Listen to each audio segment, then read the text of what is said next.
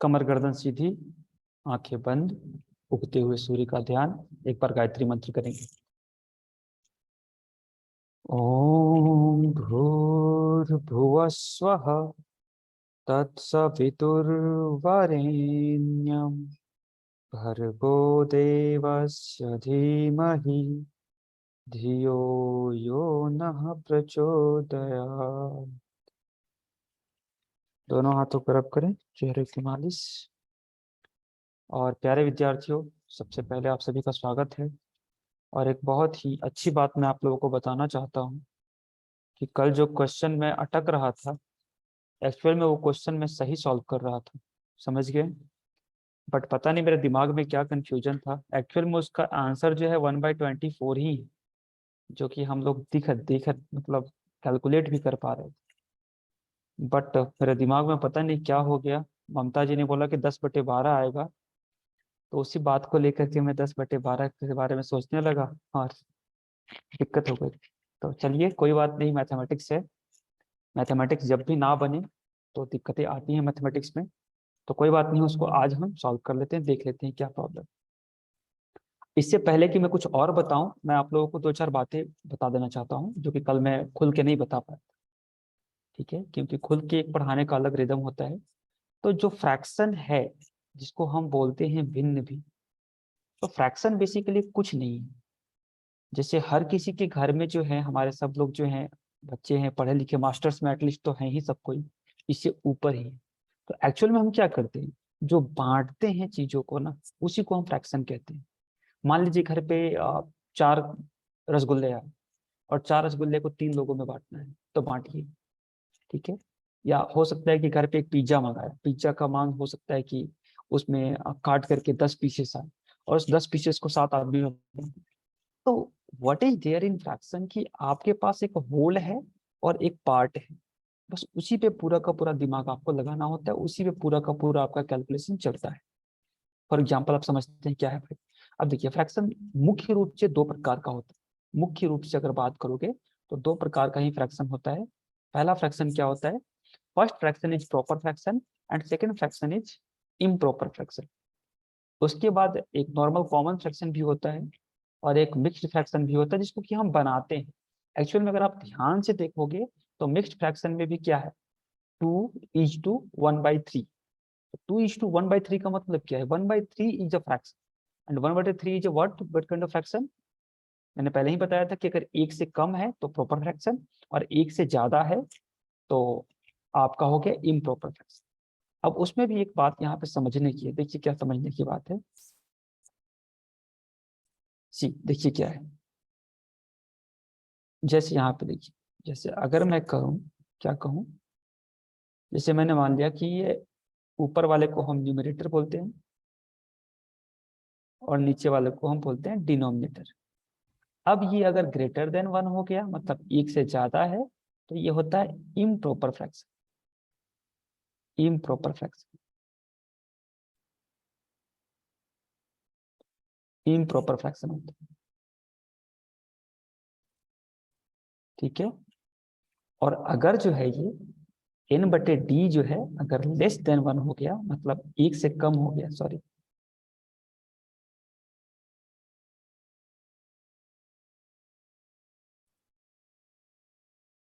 अगर ये जो n/d है, अगर ये 1 से छोटा हो गया, तो ये क्या हो जाएगा, प्रॉपर फ्रैक्शन। ठीक है, प्रॉपर फ्रैक्शन। इसमें एक बात ये भी देख सकते हैं, इसको हम गुना कर सकते हैं तिरछा तिरछी। तो हम ये कह सकते हैं कि अगर न्यूमरेटर बड़ा हुआ डिनोमिनेटर से तो प्रॉपर फ्रैक्शन होगा। मतलब क्या, 7/3। इसमें जो अंश है वो हर से बड़ा है, तो ये क्या हो जाएगा, इम्प्रॉपर फ्रैक्शन। और अगर अंश जो है छोटा हुआ हर से, तो ये क्या हो जाएगा, प्रॉपर फ्रैक्शन। फॉर एग्जाम्पल क्या है, फॉर एग्जाम्पल इसको हम ले सकते हैं, क्या ले सकते हैं, 1 बटे, सॉरी,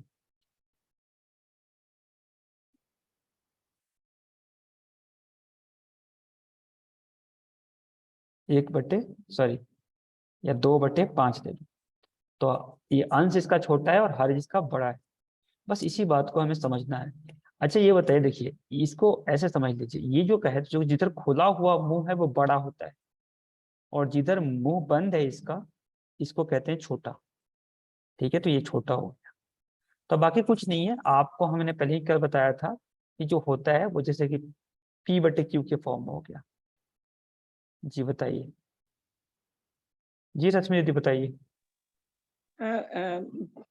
ज्ञान जी, हाँ हाँ। ये लेस देन और ग्रेटर देन को मैंने एक तरह से बचपन से याद रखा था, बच्चों को सिखाया था। जो हम्म। हम जब भी ये लेस देन वाला होता है ना, तो ल जैसा ऐसे उसको अंदर बीच में से करते हैं ना, तो ल जैसा होता है। ऐसे गुजराती में होता है एक्चुअली। तो अच्छा। हमने इस तरह से याद रखा था कि वो, और एल जैसा भी शेप होता है ना। हम्म। हाँ, अ, तो लेस देन ऐसा, और ऐसे करते हैं ना तो ग जैसा, गणपति का ग होता है ना, तो ग जैसा होता है, तो ओके। ग्रेटर देन इस तरह से याद रखा था। तो या, बच्चों को याद रखने के लिए मैंने ऐसा ट्रिक आजमाया नहीं था। नहीं, बिल्कुल सही है, अपना अपना याद करने का तरीका है, बिल्कुल सही है, कोई दिक्कत नहीं है।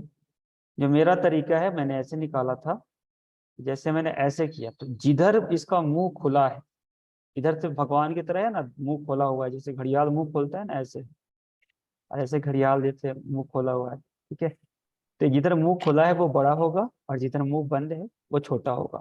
तो इस तरह से हम याद कर सकते हैं। ठीक है, तो हुँ। मान लीजिए अब आपके, अब जो है बस आप लोग याद रखिएगा कि घर में जो है लड्डू आ रहे हैं, और पूरे लड्डू के ऊपर ही मैं आपको पूरा का पूरा फ्रैक्शन अभी समझाने वाला हूँ। और मैंने भी आपके, लड्डू से ही सिखाया था। हाँ लड्डू गुड। खाने के लिए मुँह खुला करना पड़ता है ऐसा। हाँ बिल्कुल। आइए देखते हैं, समझते हैं क्वेश्चंस के बारे में। तो पहले जो कल क्वेश्चन हमसे सॉल्व नहीं हुआ था, उसी क्वेश्चन को सॉल्व करते हैं, और उस क्वेश्चन को हम लोग ऑलरेडी सॉल्व कर चुके थे, तो ज्यादा टेंशन की बात नहीं। देखिए क्या है क्वेश्चन। तो फर्स्ट क्वेश्चन इज दिस। अब इसमें क्या कह रहा है ये,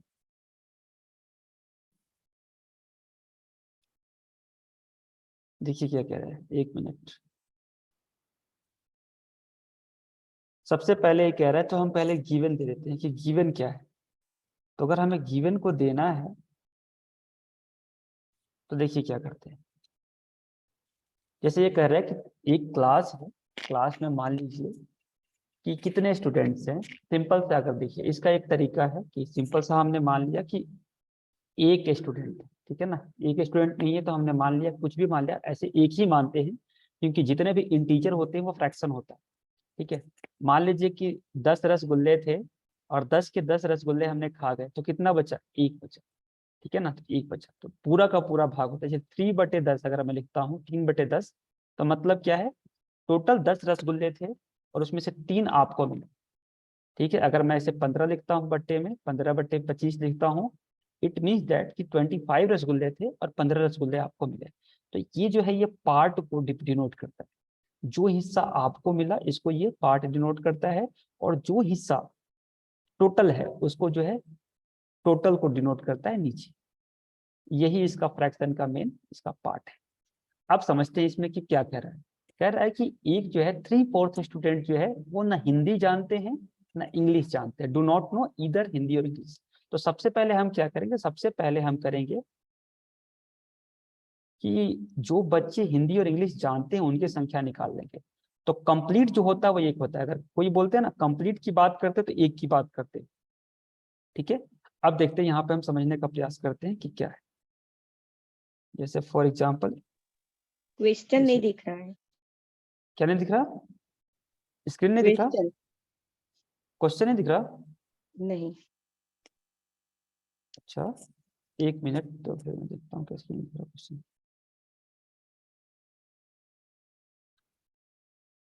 अभी क्वेश्चन दिख रहा है। दिख रहा है। हाँ, ओके ठीक है, तो क्वेश्चन यही है। चलिए आते हैं। अब देखिए यहाँ पे कह रहा है कि 3/4 विद्यार्थी ऐसे हैं जो ना हिंदी जानते हैं ना इंग्लिश जानते हैं। तो मान लिया कि कंप्लीट विद्यार्थी एक था।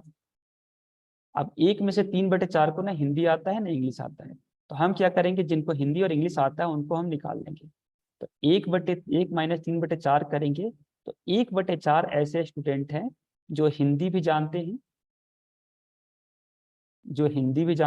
और इंग्लिश भी जानते हैं। ठीक है, जो हिंदी भी जानेंगे और इंग्लिश भी जानेंगे। ठीक है, अब 1/4 में से कह रहा है कि 1/6 ऐसे बच्चे हैं जो केवल इंग्लिश को जानते हैं, और 1/8 बच्चे ऐसे हैं जो केवल हिंदी को जानते हैं। तो आप बताइए कि ऐसे विद्यार्थियों की संख्या बताइए जो कि आपके पास कितने हैं जो कि हिंदी इंग्लिश दोनों जानते हैं। अब बताइए, मान लीजिए आपके घर में जो है, हाँ, चावल है और दाल है। ठीक है, चावल और दाल, और आपके घर में मान लीजिए कि कुछ बच्चे, ठीक है, कुछ बच्चों में से जो 3/4 बच्चे हैं, वो बच्चे 3/4 जितने भी आपके घर में बच्चे, 3/4 बच्चे ऐसे ना जो दाल खाते हैं ना चावल खाते, कुछ भी नहीं खाते। ठीक है, तो 3/4 को पहले हटा देंगे। उसके बाद जो बच्चे बचे, उसमें से कुछ बच्चे केवल चावल खाते हैं, कुछ बच्चे केवल दाल खाते हैं। तो आपको क्या करना पड़ेगा, उन बच्चों की संख्या निकालनी है जो कि दाल और चावल दोनों खाते हैं। अब समझिए, यहाँ हमने निकाल लिया सबसे पहले कि जो कौन से ऐसे बच्चे हैं पूरे घर में से जो हमारे चावल दाल खाते हैं। ठीक है, तो कौन से बच्चे हैं भाई, 1 - 3/4 कर लिया, तो ऐसे 1/4 हमारे बच्चे हैं जो कि चावल या दाल में से कुछ ना कुछ खाते हैं। अब 1/4 में से जो है, जो केवल दाल खाते हैं, यानी कि केवल जो इंग्लिश बोलते हैं, वो हम 1/6 है, तो इनको कर दिया 1/6 माइनस। और जो केवल चावल खाते हैं वो है 1/8, तो इनको हमने घटा दिया। तो केवल चावल खाने वाले को घटा दिया, केवल दाल खाने वाले को घटा दिया, तो जो बच्चे हमारे घर में बचेंगे वो दाल चावल दोनों खाते होंगे। तो बस यही कॉन्सेप्ट था। इसको अगर आप निकालोगे तो इसका एलसीएम आता है 24, इधर होता है 6, और इधर होता है -4, एंड इधर होता है -3। तो ये आ गया कितना हमारा, 1/24। ठीक है, 1/24। हालांकि ये माइनस आया, बट क्योंकि ये फ्रैक्शन में हम कैलकुलेट करें तो फ्रैक्शन में माइनस को कंसीडर नहीं करते। जब जोड़ते घटाते हैं तो वहां पे कंसिडर हो सकता है, लेकिन यहाँ पे 1/24 जो स्टूडेंट्स होंगे, 1/24 भाग ऐसे बच्चे आपके घर में होंगे जो कि दाल और चावल दोनों खाते हैं, और इसका आंसर जो होगा वो ए ही होगा। कल बार बार 1/24 आ रहा था, लेकिन क्योंकि ममता जी ने बोला 10/12, तो मेरे माइंड में बिल्कुल ही एक विपर्य हो गया। ठीक है ना, मिथ्या ज्ञान हो गया मेरे को, 10/12 ही राइट आंसर है, बट राइट आंसर 10/12 नहीं था। क्लियर है, समझ में आ गया सबको? किसी को डाउट है तो पूछिए, otherwise anyone have any doubt? और थोड़ा सा मैथ्स में पेशेंस रखिएगा। मैथ्स जो है ना, पेशेंस का गेम है, बिना पेशेंस के मैथ्स में काम नहीं चलता। थोड़ा सा पेशेंस रखिए, समझ में आएगी चीज। और जो नेट जेआरएफ में पूछा जाता है वो बहुत ही हल्का पूछा जाता है। इतना हल्का सा बिल्कुल नहीं, मतलब ये समझ लीजिए कि क्या कहते हैं उसको, एक हमारे तरफ ना बिहार में हवा मिठाई मिलता है, वो देखने में बड़ा सा लगता है, उसको मुंह में डालो तो खत्म हो जाता है, तो पता नहीं चलता कि खाया भी कुछ। तो क्वेश्चन कुछ ऐसा ही है, बट समझना पड़ेगा आप। ठीक है, नेक्स्ट क्वेश्चन करें।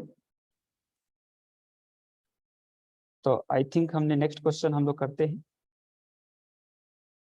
और एक और क्वेश्चन था, कुछ जो है ना किताब में मिसप्रिंट भी होता है। जैसे एक और क्वेश्चन था जिसमें कि कितना जो है खिलौना बेचा, इसका पूछा गया था, लेकिन लिखा था हाउ मच, यानी कि पूछ रहा था अमाउंट और बताया, एक्चुअल में आंसर जो उसका दिया था वो संख्या में दिया था। 1/4 कहाँ से है, वेरी गुड। देखिए देवयानी जी, क्या होता है ना कि आपका पास जो होता है वो बच्चे होते हैं। अब वो टोटल मान लीजिए कि आपके पास टोटल घर में जो है एक बच्चा है, एक मतलब जो आपके पूरे घर को रिप्रेजेंट कर रहा है बच्चों को, और उसमें जो 3/4 भाग बच्चे हैं वो ना हिंदी जानते हैं ना इंग्लिश जानते हैं। तो 3/4 को एक में से हम घटाएंगे, जब एक में से हम घटाएंगे कोई भी इंटीजर को हम फ्रैक्शन के टर्म में लिख सकते हैं। अब जब इसको आप घटाइएगा, सब्ट्रैक्ट कीजिएगा, तो 4 आ जाएगा एलसीएम, 4 - 3 इज इक्वल टू 1/4 हो जाएगा। ठीक है, 1/4 हो जाएगा। क्लियर है, इसमें कोई दिक्कत किसी को? यहाँ से आया 1/4। कितने ऐसे बच्चे हैं जिनको कि फ्रैक्शन का addition, subtraction, multiplication and division आता है? Raise your hand. How many students are there who know? Sarita ji को आता है, पूजा जी को आता है, स्मृति को आता है, बाकी लोगों को नहीं आता। हैरान, तो आप लोग बताए क्यों नहीं? अगर आपको जोड़ घटाव ही नहीं आता तो फ्रैक्शन के क्वेश्चन कैसे सॉल्व करोगे? Okay, only 5 students are there. तो 18 बच्चों में से केवल 5 बच्चों को आता है, तो बाकी बच्चों को नहीं आता, तो कल आपने मेरे को बताया क्यों नहीं कि मुझे नहीं आता? अच्छा ये बताइए कितने बच्चों के एलसीएम आता है? मतलब अच्छा 7 बच्चों को आता है, फिर भी अभी भी कम बच्चे हैं, या 8 बच्चों को आता है। ओके, एलसीएम आता है, ठीक है। ये बताओ, अच्छा हैंड डाउन कर लीजिए, ये बताइए कि addition, subtraction, multiplication, division, LCM किसको किसको आता है? ये 5 चीजें किसको किसको आता है? 2 बच्चों को आता है, 8 बच्चों को आता है। रेणु जी आपको नहीं आता? अच्छा 10 बच्चों को आता है। नीतीश जी आपको नहीं आता जोड़ घटाव गुना भाग एंड ऑल? अच्छा 11 लोगों को आता है। संतोषी जी, वज्रेश्वरी जी, रेणु जी और मोहिनी सिंधे। मकरंद जी आपको जोड़ घटाव नहीं आता क्या?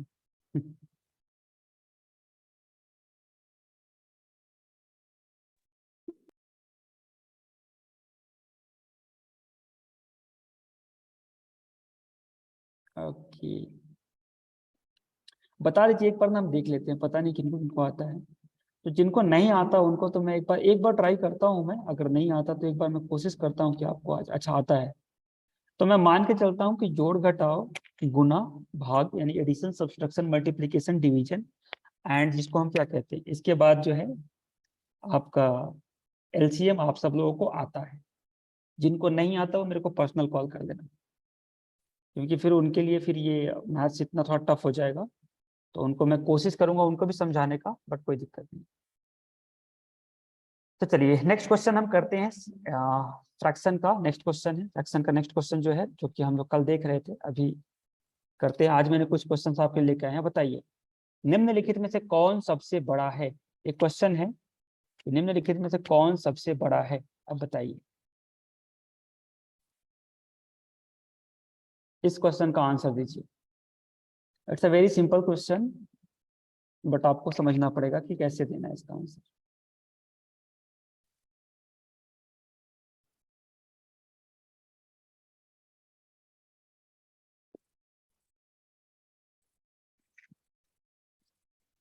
आपके पास 1 मिनट का समय है, 2 मिनट का समय है, जितना एग्जाम में टाइम होता है उतना ही आपके पास बताइए। लेट्स सी।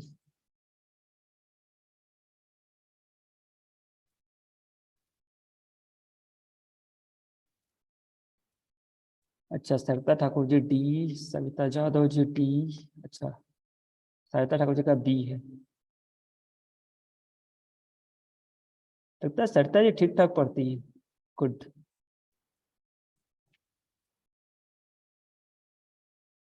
रश्मि दीदी का बी है।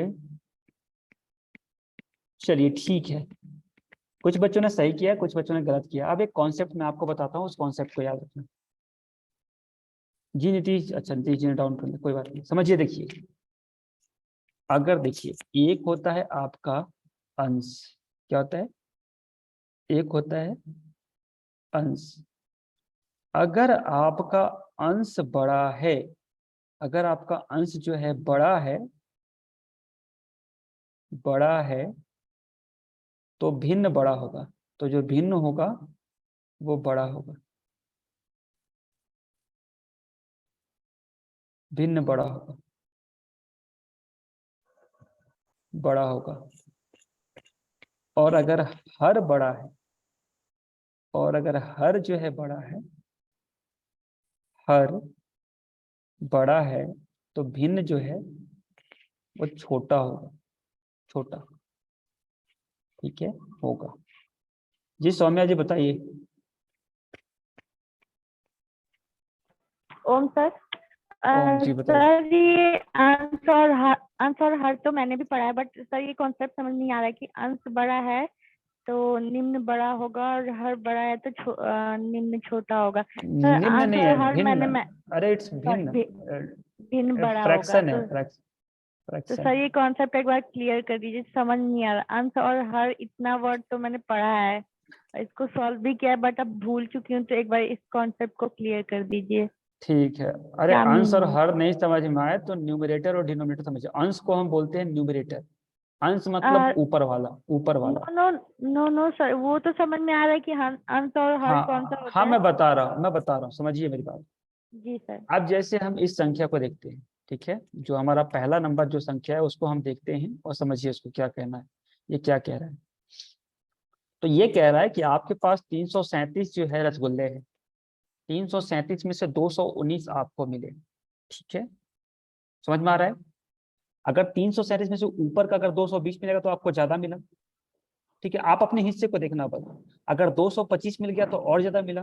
मतलब अगर न्यूमरेटर बड़ा होते जा रहा है तो आपको जो मिलने वाला पार्ट है वो भी बड़ा होते जा रहा है, मतलब जो फ्रैक्शन जो आपको मिल रहा है that is also getting increased. और अगर आपका डिनोमिनेटर छोटा है, ठीक है, डिनोमिनेटर छोटा है तो भी आपका बढ़ेगा, डिनोमिनेटर अगर बढ़ रहा है तो फिर आपका कम हो जाएगा। कम कैसे होगा? मान लीजिए 337 है, अब 340 थे उसमें से 219 मिला, तो आपको तो कम मिला ना। एक जगह 337 था उसमें से 219 मिला, और एक जगह 340 था उसमें से 219 मिला। तो एक्चुअली जब हर बढ़ा तो आपके पास, आपको जो पास आने वाला हिस्सा था वो कम हो गया।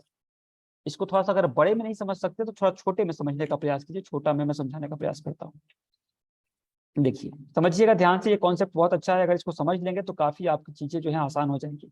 फ्रैक्शन के क्वेश्चन फिर आप, और फ्रैक्शन यहाँ पर ही नहीं डेटा इंटरप्रिटेशन में भी आएगा, और 5-10 नंबर आपको दे के जाएगा। तो बिल्कुल ही इस तरह से आप क्वेश्चन को सॉल्व करें। देखिए देखिए मान लीजिए आपके पास एक 3/5 है, ठीक है। अब 3/5 है यानी कि 5 रसगुल्ले आपके पास थे, उसमें से आपको 3 मिल रहा है, 3 मिल रहा है, ठीक है। अब मान लीजिए कि 4/5 हमने किया, तो 4/5 जब हम कर रहे हैं तो जो न्यूमरेटर था वो 1 से बढ़ा, तो 1 से बढ़ा यानी 5 थे ही और 5 में से आपको 4 मिल गया। मतलब आफ्टर ऑल जो फ्रैक्शन आप तक पहुंच रहा है वो क्या हो गया? वो भी इंक्रीज कर गया, ठीक है। लेकिन अगर न्यूमरेटर कम हो जाता, 2 हो जाता, 2/5 हो जाता, तो आप 5 था और 5 में से मात्र आपको 2 ही मिला, तो आपका जो टोटल फ्रैक्शन जो आपका मिल रहा था वो घट गया, नीचे एरो मतलब घट जा रहा, ठीक है। तो ये हो गया, अगर न्यूमरेटर बढ़ रहा है इट मीन्स दैट कि आपको जो मिलने वाला हिस्सा है दैट इज द फ्रैक्शन, वो बढ़ रहा है। और अगर जो है न्यूमरेटर कम हो रहा है तो यानी कि आपको जो मिलने वाला हिस्सा है विच इज द फ्रैक्शन, तो वो घट रहा है। हर में उल्टा होता है, जो डिनोमिनेटर है उसमें टोटली उल्टा होता है। उसमें क्या होता है देखिए, मान लीजिए कि यहाँ पे 3/5 था, पहले 3 मिल रहा था, अब जो है 5 में से 3 मिल रहा था, मान लीजिए कि हर बढ़ गया, हर बढ़ सर गया 7। क्वेश्चन शो नहीं हो रहा। कोई नहीं, क्वेश्चन ये दिख रहा है ना आपको, जो मैं लिख रहा हूँ दिख रहा है? Yes sir. हाँ, तो बस इसको अभी समझने का प्रयास कीजिए, क्वेश्चन में दिखा दूंगा, कोई दिक्कत नहीं। तो अब देखिए 3/5 था, 3/5 से 3/7 हो गया, पहले 5 भाग में से 3 भाग आपको मिल रहा था, अभी 7 में से 3 आपको मिल रहा है। इट मीन्स दैट कि अगर हर जो है बढ़ रहा है, डिनोमिनेटर अगर बढ़ रहा है, तो जो हमारा ओवरऑल फ्रैक्शन है वो क्या हो रहा है? वो कम हो रहा है। जो डाउनवर्ड एरो होता है वो कम का चिन्ह से होता है, वो क्या हो गया? कम हो गया। लेकिन अगर इसी में से अगर हर कम हो जाए, अगर हर जो है हमारा कम हो जाए, मतलब क्या 3 था और 3/4 हो जाए, तो पहले 5 में से 3 मिल रहा था, अब 4 में से 3 मिल रहा है, मतलब जो हमारा फ्रैक्शन है वो बढ़ गया। तो यही बात हमने लिखा था कि अगर आपका न्यूमरेटर बढ़ रहा है इट मीन्स दैट कि फ्रैक्शन आपका बड़ा है, अगर आपका न्यूमरेटर घट रहा है इट मीन्स दैट कि आपका जो ये है फ्रैक्शन है वो घट रहा है।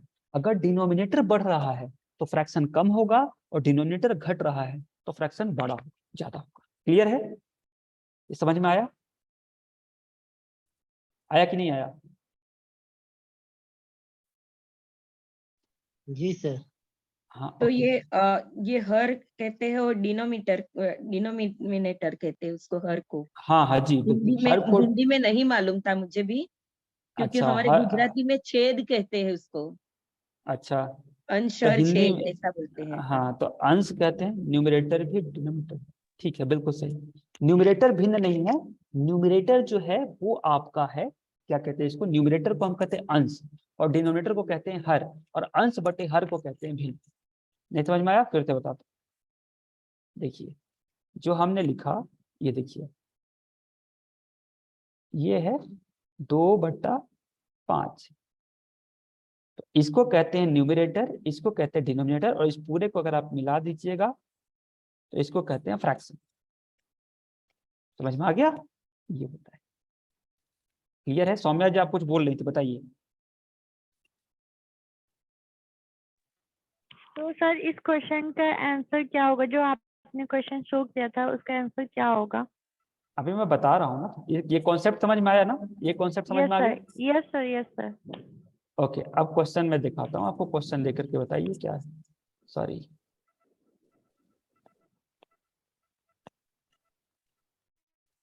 ये क्वेश्चन है। अब ये क्वेश्चन में देखिए, ध्यान से देखिए, सबसे पहले देखिए कि हर किसका सबसे छोटा है। देखिए, सबसे पहले देखिए कि इसमें हर किसका सबसे छोटा है।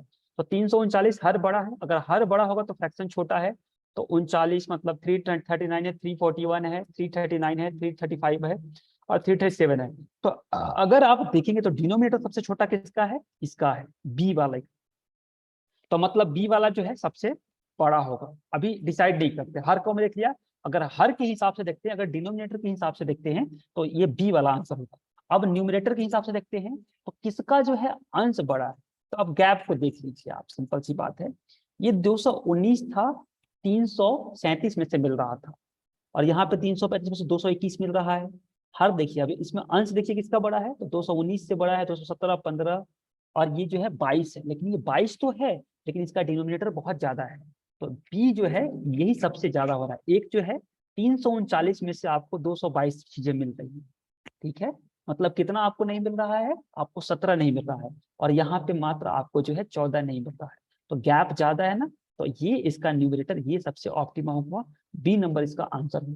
तो न्यूमरेटर और डिनोमिनेटर के कॉन्सेप्ट से इसको हम अगर लेकर के बनाएंगे, ये सॉल्व होगा, इसका आंसर बी हो जाएगा। क्लियर है? समझ में सबको आया कि नहीं है? ये बताइए पहले। Got the point? समझ में आ रहा बात?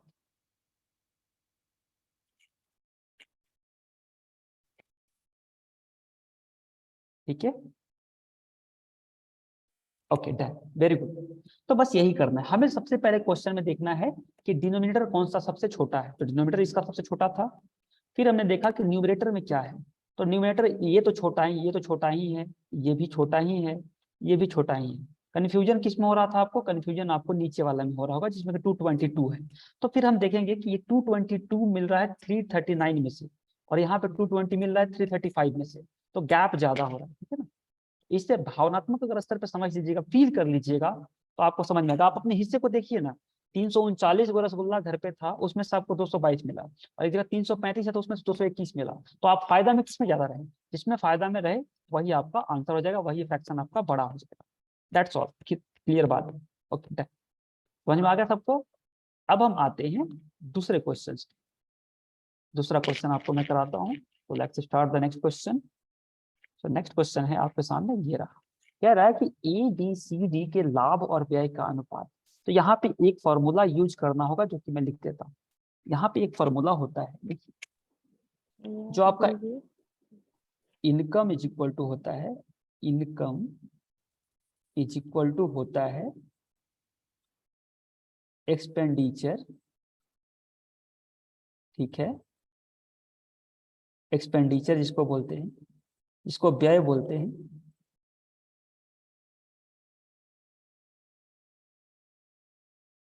Plus profit. इसको लिख लीजिए, कई बार डेटा इंटरप्रिटेशन में भी आता है, तो इसको आप लिख लीजिए।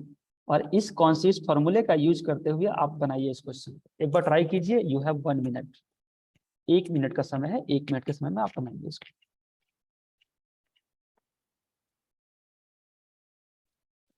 कुछ नहीं है, ज्यादा टेंशन मत लीजिएगा, कूल माइंडेड से पढ़िए।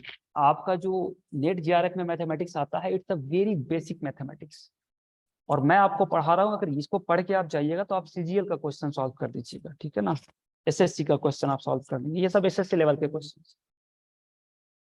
तो चिंतन मत कीजिए, आराम से करिए, हो जाएगा। आदरणीय हमारे बीच में बहुत सारे लोग आ चुके हैं। अंजू मलिक जी हैं, अनुराधा जी हैं, और दिव्यानी जी, आशु भाटिया जी, विकास कुमार जी भी आए हुए हैं। सब लोग पढ़ाई कीजिए अच्छे से। सरिता ठाकुर जी हैं हमारे बीच में, तो सबका स्वागत है। सब लोग खूब अच्छे से पढ़ाई करें।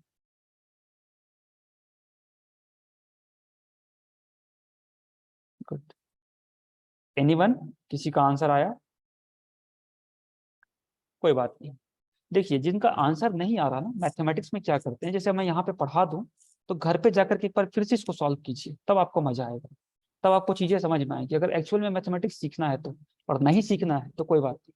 और ये बात समझ लीजिए, मैथ्स अगर सीख लेंगे तो आपका 10 नंबर पक्का हो गया। 5 क्वेश्चन आते हैं और 5 क्वेश्चन पक्का आप सॉल्व कर ले जाएंगे, इसमें कोई दिक्कत नहीं होता, कोई कंफ्यूजन नहीं है, कुछ भी नहीं है, कॉन्सेप्ट क्लियर है, बिल्कुल सही चल।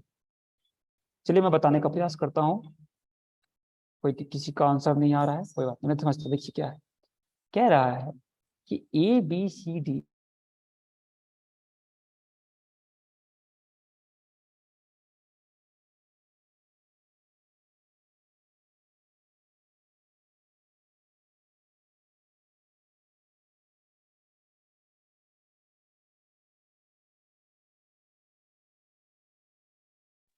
सर सी होगा।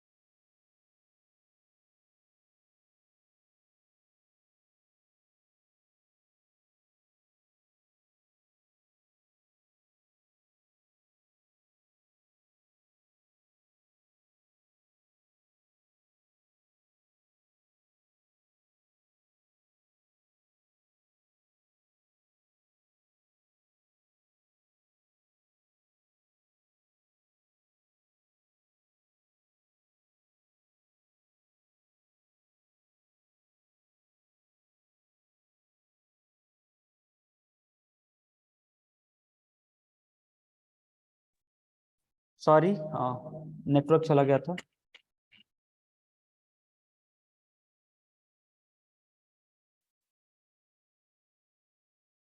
अच्छा, सरिता ठाकुर जी ने सॉल्व कर लिया, सी नंबर, वेरी गुड। अब देखिए सबसे पहले आप क्या करेंगे, सबसे पहले क्योंकि यहाँ पे इनकम और एक्सपेंडिचर का ये रेशियो पूछ रहा है, तो सबसे पहले हम सब के लिए निकाल लेंगे कि इनकम कितना आ रहा है।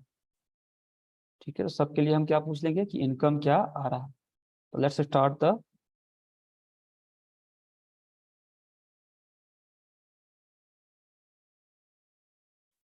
सबसे पहले हम यहाँ से पूछ लेते हैं।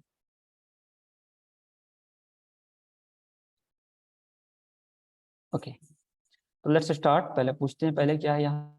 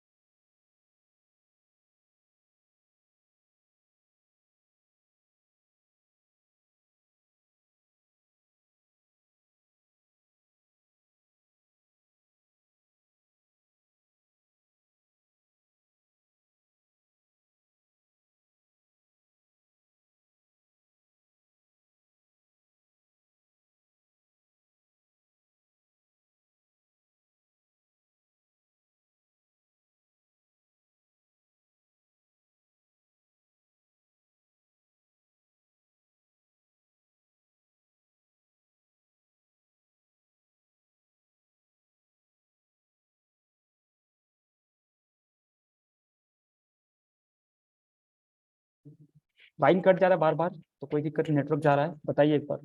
अभी आवाज आ रही है मेरी क्लियर? आ अभी रही आवाज है। आ रही है? ओके डन, ठीक है। तो अब देरी नहीं करते, इसको सॉल्व करते हैं।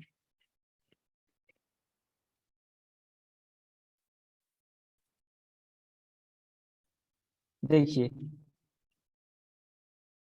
सबसे पहले हम निकालेंगे एक्सपेंडिचर। सबसे पहले 11/27 है, मतलब क्या, 11 बटे जो 27 है,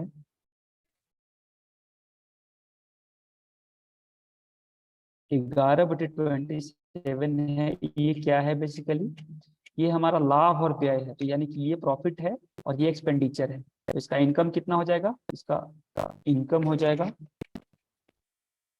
आई बराबर 27 + 11,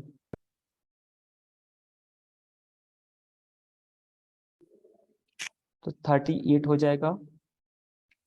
और 38 इसका हो गया आय, ठीक है ना। तो आय और व्यय है, तो 38 इसका क्या हो गया, 38 इसका इनकम हो गया और व्यय इसका 27 है। तो इसका रेशियो आ जाएगा 27/38, ठीक है। नेक्स्ट आते हैं, कह रहा है 28/67। तो इसमें अगर हम 28 और 67 को ऐड करेंगे आई के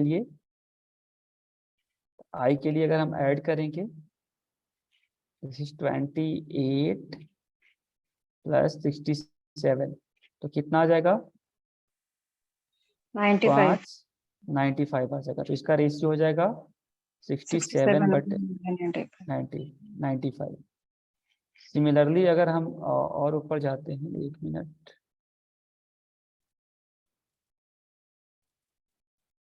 उसके बाद अगर हम और इधर आते हैं, ऊपर करते हैं, तो 19/16 है, कितना है, 19/16। तो आई बराबर हो जाएगा 35, ठीक है। तो इसका आंसर हो जाएगा 16/35, 16/35। उसके बाद है 38/25, ठीक है। तो इसका हो जाएगा, अगर इनकम आप निकालेंगे तो 38 + 25 हो जाएगा, विच इज 8 × 5 = 13, 63 हो जाएगा। यानी कि आपका हो जाएगा 25/63। अब ये आपका रेशियो आ गया 25/63, ये हो गया, ये हो गया एंड ये हो गया। अब बोल रहा है कि किसका अनुपात सर्वाधिक होगा। तो ये बताइए कि सबसे ज्यादा डिनोमिनेटर सबसे कम किसका है, बताइए। सर ये सी का 63 है, ये 38 है, ये इस 35 सबसे कम है, ठीक है। यस हमारा ये कम सबसे हो गया। अब इसके बाद हम देखेंगे कि इसमें न्यूमरेटर का क्या हिसाब किताब है। तो न्यूमरेटर का अगर हिसाब किताब हमें निकालना होगा, तो आपको यहाँ पे देखिए, यहाँ पे अगर आप गैप भी देखेंगे तो सबसे कम इसका डिनोमिनेटर है, आप अंश से देखिए। तो यहाँ पे अगर आप गैप देखेंगे तो बहुत ज्यादा गैप है, तो यहाँ पे बहुत कम मिल रहा है। यहाँ पर भी देखेंगे तो बहुत कम मिल रहा है, ठीक है ना। और यहाँ पर भी देखेंगे, यहाँ पे भी लगभग 30 का गैप है। इसमें देखिए तो कितने का गैप है भाई, इसमें 11 का गैप है। कितने का गैप है, 11 का, ठीक है ना। लेकिन यहाँ पे अगर आप देखेंगे तो मात्र 9 का गैप है, इस वाले में 9 का गैप है। इसका जो आंसर हो जाएगा विच इज द 19:16। क्लियर है, ये वाला जो होगा, इसका जो रेशियो होगा, सॉरी, ये आंसर हो जाएगा। समझ सर में आया आप सब, हाँ बताइए। सर मैंने थोड़ा मिस कर दिया, ये आपने डिनोमिनेटर प्लस न्यूमरेटर को प्लस क्यों किया? क्योंकि है मैंने क्वेश्चन में शुरुआत में ही आपको फार्मूला लिखवाया था। क्या फार्मूला लिखवाया था, देखिए मैंने कहा था कि जो आई होता है, आई बराबर होता है, यानी आई बराबर इनकम बराबर होता है ई + पी, यानी ई होता है एक्सपेंडिचर और पी होता है प्रॉफिट। इस तरह से लिख देते, आय बराबर होता है व्यय, व्यय प्लस लाभ, व्यय प्लस लाभ होता है, लाभ। तो अगर आप रेशियो ऊपर देखेंगी, जो ऊपर दिया हुआ रेशियो है, तो क्या है भाई, कह रहा है कि लाभ और व्यय का रेशियो है, यानी कि पी और ई का रेशियो है। ये देखिए, लाभ और व्यय का रेशियो है, यानी पी और ई का रेशियो है। बट आपको चाहिए कि निकालना किसको है, व्यय और आय का, मतलब ई और आई का रेशियो आपको निकालना है। तो हमने पहले क्या किया, पहले हमने आई सब के लिए निकाल दिया। तो इसके लिए आई आया 38, ठीक है। इसके लिए आई आया 35, इसके लिए जो आई आया वो 63 आया, और इसके लिए जो आई आया वो 95 आया। उसके बाद हमने कह रहा है कि आय और व्यय का, तो व्यय 67 था और आय हो गया इसका 95, ठीक है। तो इस तरह से हमने इसका करके निकाल दिया, सबको बट्टे में कर करके इसका रेशियो निकाला, और फिर रेशियो में हमने चेक कर लिया कि कौन सा बड़ा है कौन सा छोटा है, तो हमें समझ में आया कि सबसे जो बड़ा है वो कौन सा रेशियो है, 19:60 का है, 16 वाला रेशियो है। क्लियर है, समझ में आ गया सबको? Yes sir, thank you. अब अगला क्वेश्चन आप लोग खुद सॉल्व करना।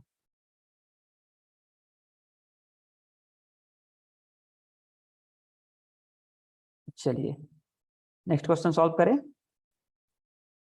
और ऐसा ना कीजिएगा आप लोगों के पास किताब है ना केवीएस मैदान, तो केवीएस मैदान में जाकर के देखिएगा और खोज खोज करके जो है फ्रैक्शन के क्वेश्चन सॉल्व कीजिएगा।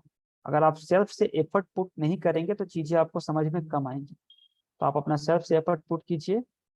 और let's start the next question.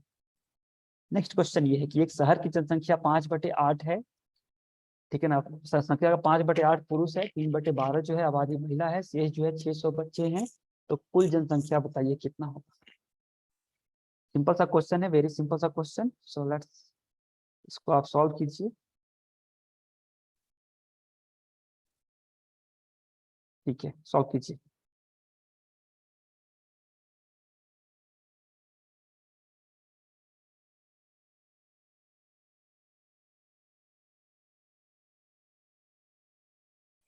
बनाइए इसको।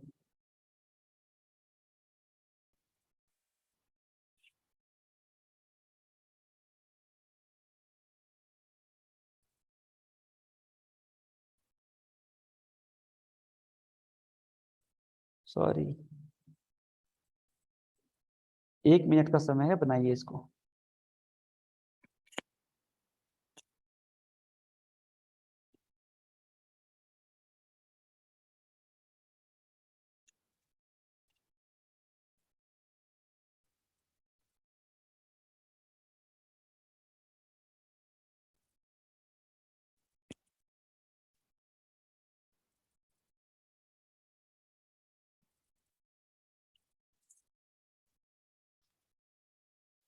आइए जल्दी कीजिए। देखिए इसको सिंपल सा बनाते हैं। चलिए, लगता है आप लोग नहीं बना पाएंगे, कोई बात नहीं, मैं बताता हूँ। समझिए, देखिए यहाँ, देखिए यहाँ पे मैं क्या समझाने की कोशिश। सबसे पहले क्या शहर की जनसंख्या बोल रहा है, तो मान लीजिए शहर की जनसंख्या कितनी है। मान लीजिए शहर की जनसंख्या जो है 1 है, क्योंकि भिन्न जो है 1 को रिप्रेजेंट करता है, तो हमने मान लिया कि 1 है। तो 1 का जो 5/8 है वो पुरुष है, 5/8 है वो पुरुष है, और 3/12 भाग जो आबादी है वो महिला है। तो शेष कितना बचे भाई, शेष जो है वो बच्चे हैं, तो 1 माइनस 5/8 माइनस 3/12 कर दो, 3/12 कर दो। तो 8 और 12 का एलसीएम निकालेंगे तो कितना आएगा भाई बताइए। 8 और 12 का एलसीएम निकालिए, 24। यहाँ पे 24 आएगा। तो बिल्कुल आपकी बात को मैं मान लेता हूँ, 24 हो गया। तो 24 माइनस 15 और माइनस 6, ठीक है। तो 15 6 21 हो गया। तो यहाँ पे आ गया 3/24, यानी कि 3/24, सॉरी।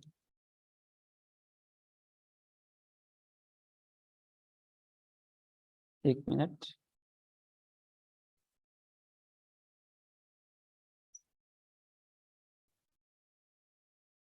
यहाँ पे आ गया 3/24, यानी 3 से 8 बार में जाएगा ये, तो आ जाएगा 1/8। तो 1/8 क्या है बच्चा, तो 1/8 जो है ये 600 बच्चे को रिप्रेजेंट कर रहा है। तो एक कितने को रिप्रेजेंट करेगा, अरे क्या हो रहा है।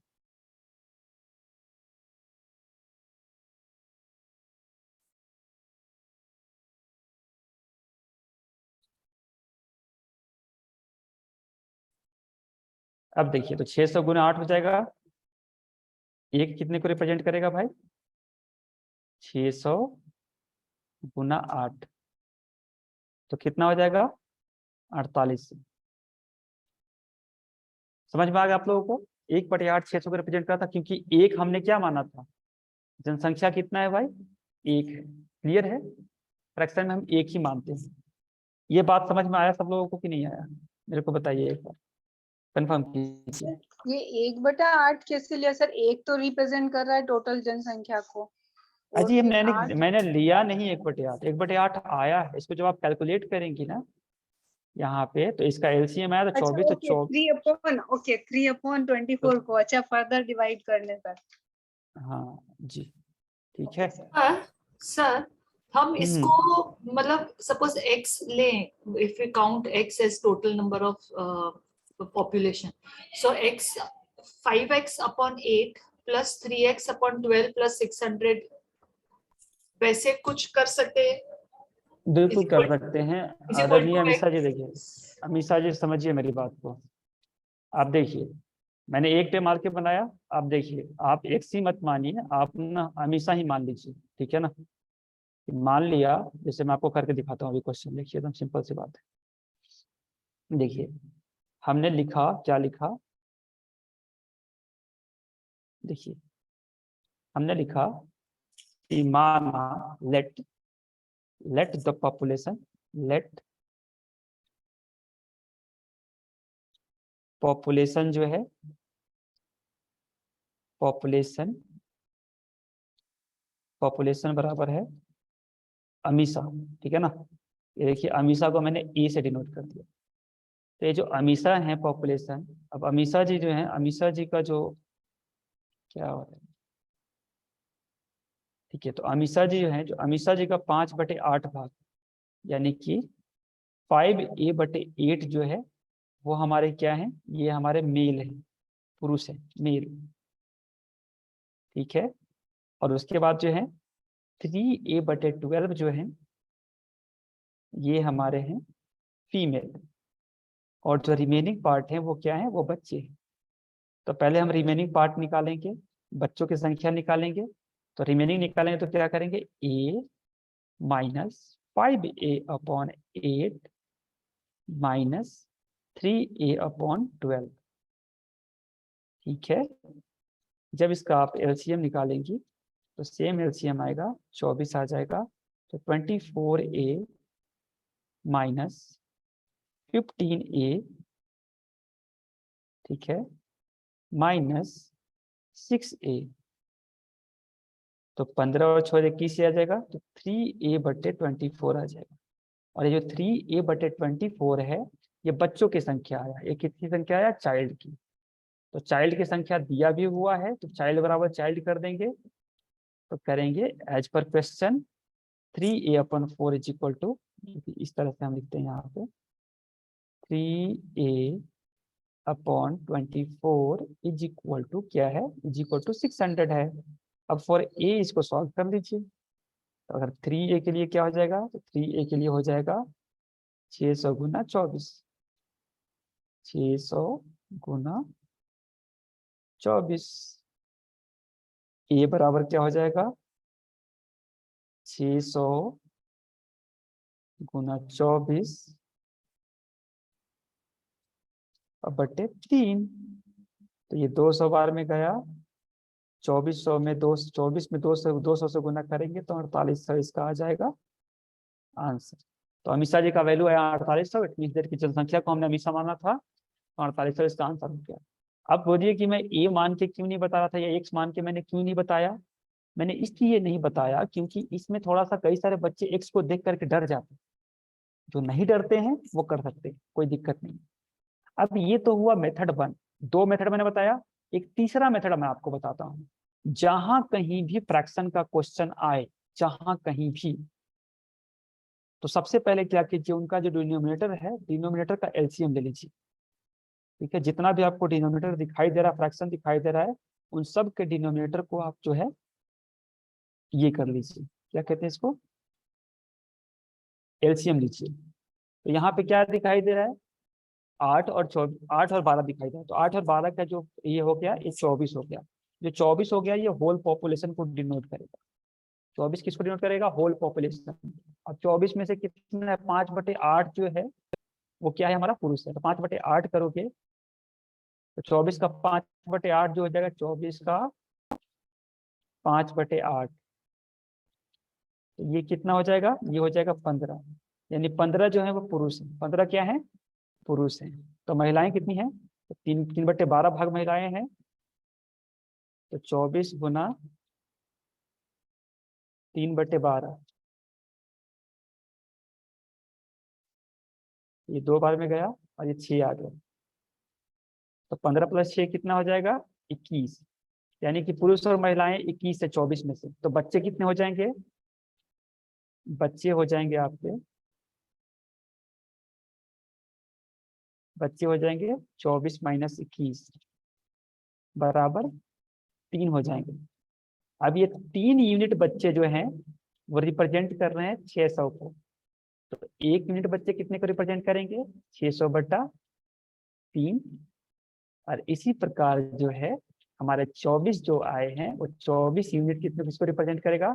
600/3 गुना 24, तो 3 × 8 = 24 और 6 × 8 = 48। आंसर हमारा कितना आ गया?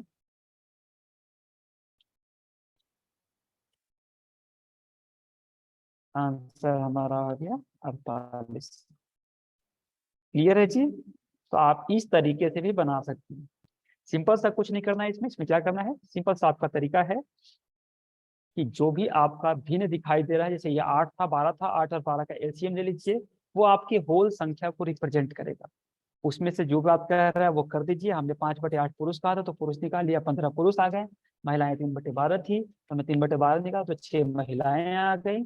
इन दोनों को जोड़ लिया तो 21 पुरुष और महिलाएं हैं, तो जो बचा हुआ 24 में से 3 यूनिट वो बच्चे होंगे, तो 3 यूनिट जो आया वो बच्चा है। तो 3 यूनिट जो है 600 को रिप्रेजेंट कर रहा था, तो 1 यूनिट 6/3 को, और इसलिए 24 यूनिट 6/3 गुणे 24, 3 से 8 बार में गया 48, तो इसका आंसर आ गया।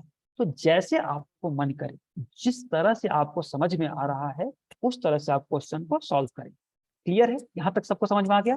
सर ये यहाँ तक समझ में आया कि 3 represents 600, so 1 represents 600/3. Then ये 24 माइनस ये क्या किया? 24 से गुना किया ना, जो 24 हमारा आया है that is representing the whole number. जो डिनोटर हमने बताया था ना कि नीचे वाला जो होता है वो टोटल को रिप्रेजेंट करता है, ठीक है ना? जो नीचे वाली संख्या होती है वो टोटल को रिप्रेजेंट करती है, ठीक है? और टोटल का अगर हमें एलसीएम निकाल लिया तो एलसीएम जो होता है वो लोएस्ट कॉमन मल्टीपल होता है, यानी कि एलसीएम जो है वो सबके अंदर होगा ही। तो ये एलसीएम निकाला तो एलसीएम से हमारा टोटल आया था, टोटल यूनिट, तो टोटल यूनिट 24 था, ठीक है? और 1 यूनिट का हमने निकाला तो 24 यूनिट का हमें निकालना है। 24 यूनिट ही रिप्रेजेंट कर रहा है पूरी की पूरी संख्या को, तो 24 से जो है यहाँ पे मल्टीप्लाई कर दिया, 3 8 जा 24, और 8 से 600 में मल्टीप्लाई करेंगे तो 4800 आ जाएगा। ये सेपरेटेड है, okay okay sir, thank you. ठीक है ना? यहाँ से आया। क्लियर है? समझ में आ गया सबको? Okay good.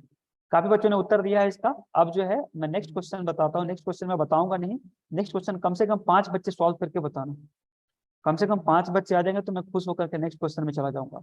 और 5 बच्चों ने नहीं बताया तो आज की क्लास खत्म। ठीक है, लेट्स स्टार्ट।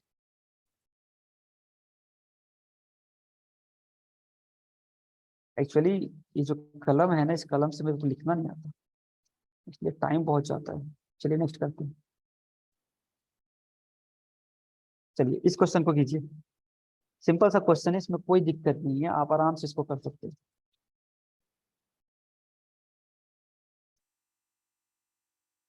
वाईसी की क्लास है 4 बजे। ठीक है रश्मि दीदी, आप निकल जाइए, कोई दिक्कत नहीं। हम कुछ नहीं करेंगे, एक आध मुझे क्वेश्चन है और ना करेंगे। रिकॉर्डिंग नहीं मिल रही, पता नहीं, मैंने देखा।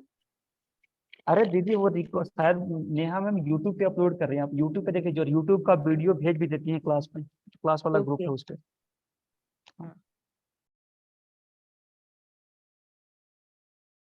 कीजिए solve, it's a very simple question.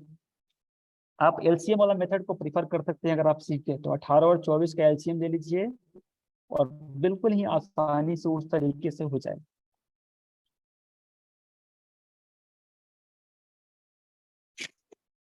बिल्कुल आसान तरीके से हो जाएगा। तो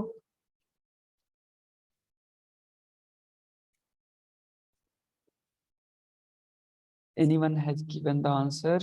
राम, चलिए कोई नहीं, अभी शुरुआत है, अभी हम सीख रहे हैं, शुरुआत में टाइम लगेगा भी तो कोई बहुत बड़ी बात नहीं है। ठीक है, शुरुआत में अगर टाइम लग भी रहा है तो there is no very big problem.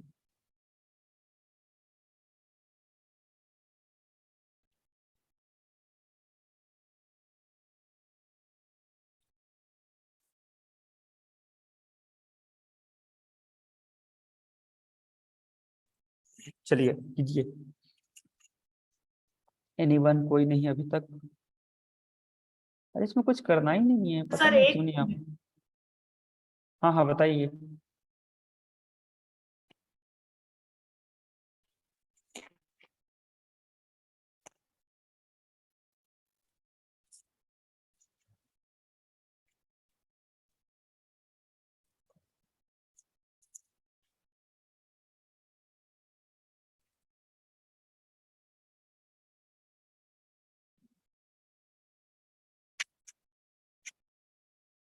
कोई नहीं बता रहा। नन, नन तो नहीं, आशीष जी ने बताया नन। कोई बात नहीं। और कोई एक बार आशीष जी ध्यान से देखिए, डोंट थिंक कि नन होगा। चलिए मैं बता देता हूँ, टाइम नहीं वेस्ट करते। टाइम बहुत मूल्यवान है, मेरा भी टाइम और आपका भी टाइम। तो स्टार्ट करते हैं, देखिए क्या है। सबसे पहले what you have to do, सबसे पहले एलसीएम ले लो। जब 18 और 24 का आप एलसीएम लोगे, जो कि ऐसे कैलकुलेट करते हैं, जिनको नहीं आता वो देख ही लो भाई। 72 आता है ना, यानी जो 72 है, this is representing whole population जो भी है। अब 77/18 जो है ये क्या है हमारा, 7/18 जो है रिप्रेजेंट कर रहा है उसके income of to his son. तो 7/18 अपने सन को देता है, तो सन को कितने यूनिट देता है, 7/18 गुना 72, 72। 18 4 जा 72, तो 28 यूनिट जो है वो अपने बेटे को दे देता है। और अपने पत्नी को कितना देता है, तो पत्नी को देता है 5/24 पार्ट। तो 5/24 पार्ट पत्नी को देता है, तो डॉटर, मतलब डॉटर को ही दे रहा है, कोई बात नहीं। मतलब मैं क्वेश्चन नहीं पढ़ रहा, बट ठीक है देख लीजिए। तो 3 बार में गया तो आ गया 15 यूनिट। तो बेटा और बेटी को रिमेनिंग जो है 5800 रुपया जो है वो अपनी वाइफ को देता है। तो 28 + 15 कीजिएगा, तो 28 + 15 जो है यानी कि 43 यूनिट जो है ये अपने बेटा और बेटी को दे देता है। तो रिमेनिंग अपनी पत्नी को देता है, तो रिमेनिंग निकालेंगे, तो 72 - 43 जो होगा ये आ जाएगा आपका 29। क्लियर है? अब देखिए जो 29 है ये 5800 को रिप्रेजेंट कर रहा है। रिप्रेजेंट किसको कर रहा है, 5800 को। पत्नी को इतना ही दिया, तो एक कितने को रिप्रेजेंट करेगा, 5800/29। और गुना टोटल यूनिट कितना है भाई, तो टोटल कितने को रिप्रेजेंट कर, तो 72 है, तो 72 कर देंगे। 29 दूना हो गया 58 यानी 200, और 200 में जब 72 से गुना करेंगे तो आंसर आ जाएगा आपका 144, 72 दूना 144। इतना आपका हो जाएगा आंसर, 144 यानी 14,400। क्लियर है? कितने बच्चों को ये बात समझ में आ गई? सर इसमें तो समझ में कि sir I was doing with the other method जो था ना 1 माइनस करके, तो उसमें आ नहीं रहा था। उस मेथड से करें। क्लियर है? ये मेथड समझ में आ गया ना? उस मेथड हाँ से सर। भी कर देते हैं, कोई दिक्कत नहीं जो। हाँ तो उस मेथड से भी करते हैं। देखिए देखिए, अगर आप कॉन्सेप्ट सही लगाएंगी तो हर मेथड से वो एक ही आंसर आएगा, क्योंकि ईश्वर जो है एक ही है, ईश्वर जो है दो नहीं है। ठीक है ना? कहते हैं ना कि ब्रह्म सत्यम जगत मिथ्या, तो ब्रह्म ही सत्य है, हम में तुम में खड़े खंभ में। प्रहलाद ने कहा था ना, बस मैथमेटिक्स का भी सेम कॉन्सेप्ट है। अब मान लीजिए कि माना कि हमने जो उसका इनकम है एक है, कितना है, एक है, एक इनकम है। तो एक इनकम है तो इसका 7/18 जो है वो अपने बेटा को देता है।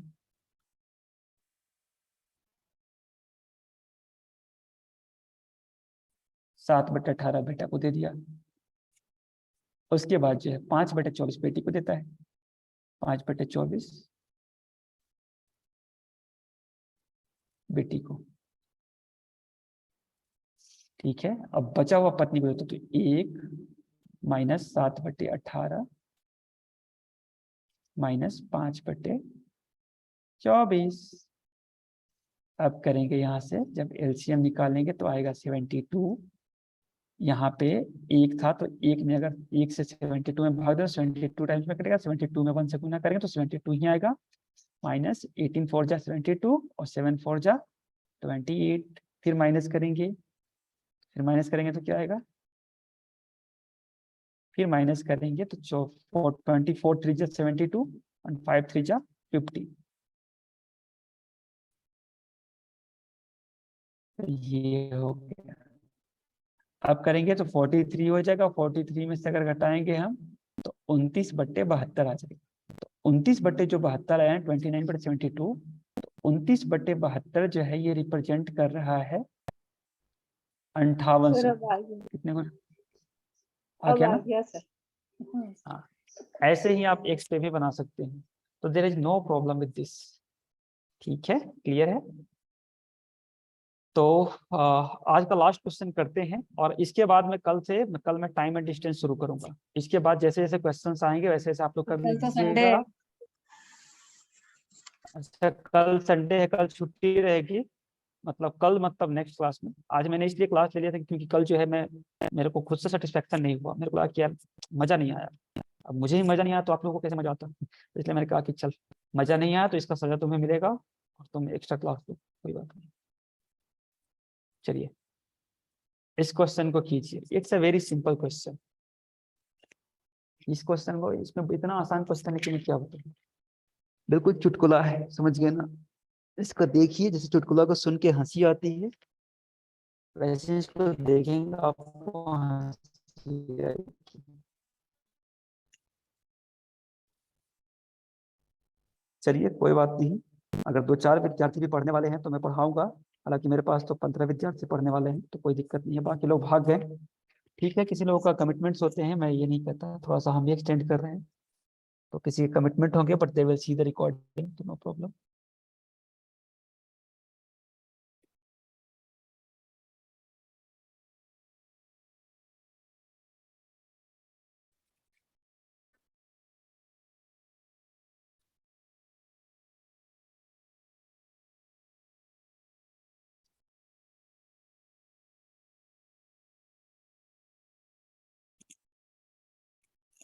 एलसीएम निकाल लीजिए 12 और 8 को। ठीक है, तो 12 और 8 का एलसीएम निकालेंगे तो सिंपल सी 24 बात है, आता है, 24 LCM आएगा। 24। हाँ सर। तो बस वैसे ही कर लीजिए, फिर देखिए, यानी कि 24 जो है वो टोटल जर्नी को रिप्रेजेंट कर रहा है। हालांकि ये क्वेश्चन टाइम एंड डिस्टेंस का है, लेकिन फ्रैक्शन से इसको सॉल्व कर देंगे। ठीक है, जो 24 है this is representing whole unit. अब कह रहा है कि 3/8 जर्नी जो है वो कवर अप करता है, 3/8, तो 24,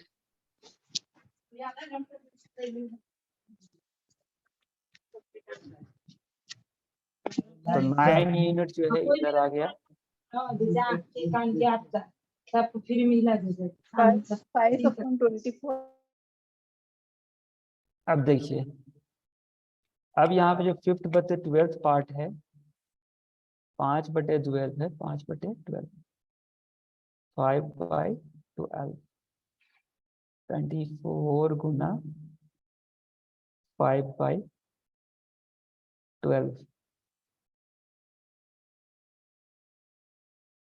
तो 10 हो जाएगा ये। 10 + 9 19 हो गया। रिमेनिंग जो है 120 है, तो 19 अगर घटाएंगे तो 24 में से अगर 19 को घटाएंगे तो आ जाएगा कितना, 5 आ जाएगा। कितना आएगा, 5। और 5 जो है रिप्रेजेंट कर रहा है 120 को, एक रिप्रेजेंट करेगा 120/5 को, इसलिए जो 24 है वो कितने को रिप्रेजेंट करेगा, तो 5 से इसको काट देंगे तो 5 दूना 10 और 5 को 20, इसका आंसर हो जाएगा 576 किलोमीटर। क्लियर है, समझ में आ गया आप लोगों को? गुड, अरुणा जी ने बिल्कुल सही दिया था, दिव्यानी जी ने भी उत्तर दे दिया था, सरिता ठाकुर जी ने भी दे दिया था। लगता है ठाकुर जी बहुत पढ़ने में तेज है भाई। चलिए ठीक है, आशी जी ने भी आंसर दे दिया था, अमिषा जी ने दे दिया था। चलिए कोई बात नहीं, लगभग 5 बच्चों ने दे दिया, समिता जी ने भी दे दिया था। Good, very good. तो फ्रैक्शन को हम खत्म करते हैं, बाकी फ्रैक्शंस के क्वेश्चंस आप लोग सॉल्व कीजिए। आई थिंक हमने कॉन्सेप्ट को कवर अप कर लिया है, इतने कॉन्सेप्ट से क्वेश्चन बन जाएंगे, आपको छूटेंगे नहीं। तो कल हम लोग टाइम एंड डिस्टेंस को शुरू करेंगे, मतलब मंडे को। ठीक है, तो आज के लिए बस इतना सा। सभी को प्रणाम। कल सर क्या बोला? सभी को कल नमस्ते। हंसते रहिए, मुस्कुराते रहिए। कल मतलब मंडे, ठीक है।